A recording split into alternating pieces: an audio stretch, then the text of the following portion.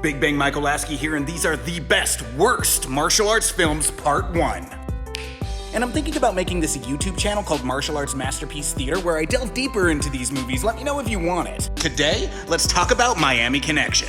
Miami Connection is a 1987 martial arts action film written, produced, and starring martial arts franchise owner YK Kim. You see, back in the Taekwondo boom of the 1980s, YK Kim had so much money he had no idea what to do with it. So he created just a masterpiece. The movie is about a bunch of martial arts school teenagers, I think, who moonlight as a rock band that stumble upon a ninja plot to supply Orlando with drugs. Despite the movie being called Miami Connection, this movie was trashed upon its original release. But in 2010, the Alamo Drafthouse in Austin got its hands on it and cemented it as a cult classic along the likes of The Room. Have you seen this movie? What movie should I do next? Follow for more. Big Bang Mike here, and this is the best, worst martial arts films, part 2. If you have any suggestions for future installments of this series, let me know in the comments, but with that being said, let's talk about Riccio, the story of Ricky.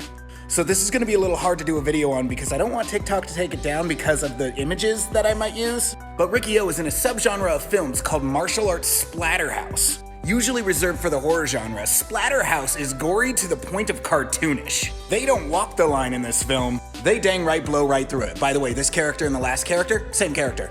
Based on a popular manga, our titular character allows himself to be put into prison in order to find the whereabouts of his brother. I think it's not very apparent, where he finds a corrupt for-profit prison system based on slave labor. That's actually pretty poignant. This movie's got everything. Over-the-top acting, nonsensical storylines, exploding walls, exploding heads, exploding people, and whatever the heck this is. Big Bang Mike here, and these are the best, worst martial arts movies, part 3. And this one was actually suggested in the comments, so if you have future ideas for installments, make sure you put them in the comments, because I'm reading them. Guys, let's talk about Gymkata. This 1985 masterpiece was based on a short story, and it stars Olympic athlete Kurt Thomas. Its title is a portmanteau of the words gymnastics and, of course, kata. The film takes every opportunity to showcase how gymnastics can be used as a martial art, to, admittedly, sometimes hilarious results. But here's the thing, guys. It's funny because it's old, but mixing gymnastics and martial arts is something we do all the time now. I mean, how is this top photo different from the bottom photo besides being done in 1985? Maybe Gymkata was never bad. Maybe it was just before its time. I'm just kidding, it's actually bad. It reached cult status when becoming a reoccurring joke on Mystery Science Theater 3000, when anytime someone flipped into scene, they would scream, Gymkata! Big Bang Mike here, and these are the best, worst martial arts films, part 4. This one is very near and dear to my heart because unlike the others where I saw as an adult and I'm like, man, these are really good. This one I saw as a kid and I was like, ninjas are fucking great. Submitted for your approval by the Midnight Society, Ninja 3 Domination. Guys, Ninja 3 is a threequel in a very loosely connected trilogy of ninja movies, featuring legend Sho Kasugi. We cover Sho in our Unknown Martial Artist playlist in our bio. Ninja 3 is one part poltergeist, one part Flashdance, all ninja action. Our female lead gets possessed by the spirit of a dying ninja and is forced to exact revenge against those that unalived him. Look, I love this movie. First of all, it showed that women can be badass ninjas, but the intro scene shows ninjas being peak ninja. They used blowguns as a weapon as well as a means to breathe underwater, and shuriken used in creative ways like ninja star kicks and this ninja star belt holder. See it. Big Bang Mike here, and these are the best, worst martial arts films, part 5.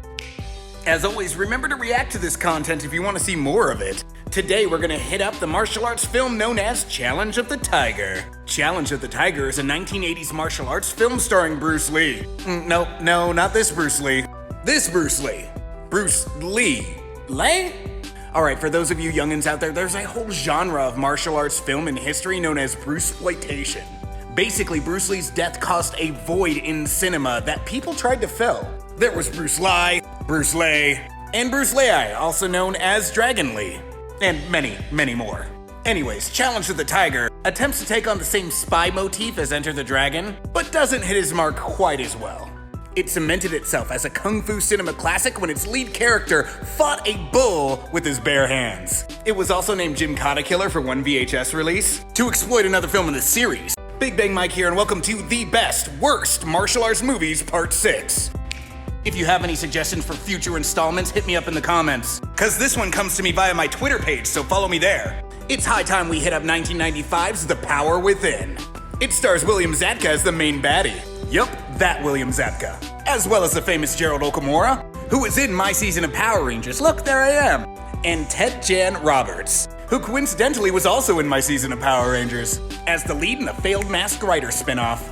Think of this movie as Green Lantern meets the Karate Kid. A normal everyday kid gets a special powerful ring from a mysterious Asian man that imbues him with martial arts powers. But he better watch out because grown-up Johnny Lawrence has its evil sister ring and wishes to combine these two rings together for world domination. Alright, to be fair, this movie was meant for kids, as its lead is a high schooler, and its quirky comic relief is a chimp, I think? But it's still worth having a drink and a laugh over with your friends. Big Bang Mike here, and these are the best, worst martial arts films, Part 7. By the way, I'm doing this series for you guys to watch and have a laugh to, so if you've done that, make sure you film it and tag me in it. Today, let's talk about the beauty that is Samurai Cop. Samurai Cop is a 1990s independent film that had good intentions as being in the same vein as Lethal Weapon. However, due to what I would imagine are budgetary constrictions, and perhaps a bit of film and martial arts inexperience on multiple ends, this movie turned out to be the martial arts cinema equivalent to Troll 2. As far as it's so bad it's good. I mean, the movie's called Samurai Cop, and it's obvious that this actor has never wielded a sword before. The dialogue is awkward and obviously written by a foreigner. Look up the nurse scene on YouTube. And multiple reshoots forced the lead actor to wear a bad wig through half of the movie. And they certainly did their best with these fight scenes. Seriously, guys, this is something you gotta see to believe. Big Bang Mike here, and these are the best, worst martial arts films, Part 8. Literally 0 people are watching this series, so I'm just doing it for myself at this point. Friends, let's talk about Undefeatable.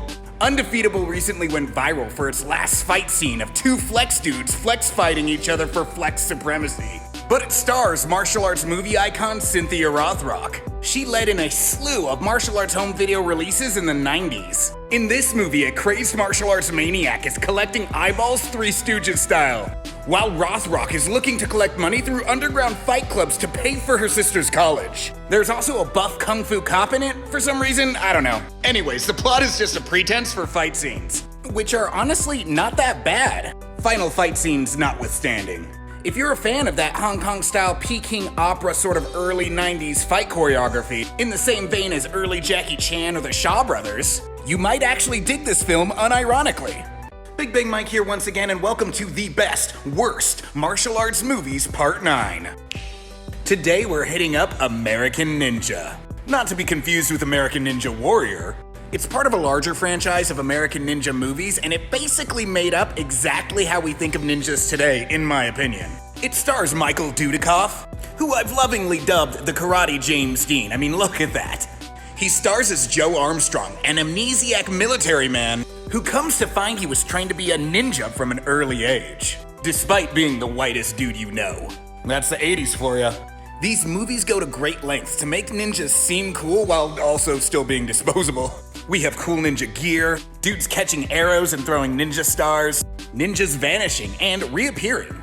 It feels kind of like G.I. Joe, but with ninjas, which is kind of just G.I. Joe, I guess, when you think about it. Seriously, guys, these movies are so fun that when you watch them, it's hard to believe that they weren't made for kids. Big Bang Mike here, and this is the series finale of the best, worst martial arts movies, Part 10. Thank you to everybody who watched this entire series, even though the view count said it's not that many of you. Who cares? Big tree surprise. Let's go. All right, let's do it. Let's talk about Three Ninjas High Noon at Mega Mountain. What, you think I was gonna criticize everybody else's art and leave this gem untouched? Three Ninjas High Noon at Mega Mountain is the 4th installment in the Three Ninjas franchise. Or the 3rd, depending on when you found out about it and how you discovered it. You see, Walmart sold a very popular Three Ninjas 3-pack, which excluded the first movie, so a lot of people don't even know that the first movie existed. It stars the late great Jim Varney, of Ernest series franchise fame, as well as Lonnie Anderson, which at that point only your parents really knew, and the Hulkster as an aging children's television action star looking to prove himself as a hero. Ugh, this is gonna be fantastic fodder for the trolls in the comment section. I'm practically doing your work for you. Anyways, one of the main criticisms you can lobby about this movie is that it contains too much action that's led by the adults, instead of the actual three ninjas. And kids leading the action was the mainstay of the franchise until that point. That's star power for you, I guess. Anyways, if you're looking to have a cocktail with friends and dive back into a parenthetically 90s aesthetic, we got you with this film, and we're not even counting the Hulkster. We got bad 90s hairstyles, a bunch of white dudes being ninjas, and so many Karate Ki-eyes that'll make a kid's throat sore. But since we have you here and you've made it this far, let's give you a little bit of behind-the-scenes stuff that only I know. The movie was originally pitched as Die Hard in a theme park. There's even identical lines between the two movies when the character Amanda says, "Where's the best place to transmit?" Which was actually originally my line, but I'm pretty sure that my speech impediment at the time made it a little inarticulate. I had a lisp. Fans always hated that the iconic Three Ninjas masks never made an appearance in this installment. The reason why is because the original reason for the mask was to hide the stuntman's face from the camera so you can't tell that the kids weren't actually doing their stunts. However, this installment contained far technically superior martial artists than its predecessors. So while masks were made, they weren't used. I still have like 5 of them. This movie also features my longtime mentor and adoptive father, Ron Balicki. He plays one of the ninjas that I beat up, though I doubt he'd ever admit it. He's of course married to my adoptive mother, Diana Lee Inosanto, who played Morgan Elsbeth in The Mandalorian. She's actually at C2E2 right now in Chicago if you're in the area and you want to meet her. Make sure you ask her where Thrawn is and then tell her I said hi.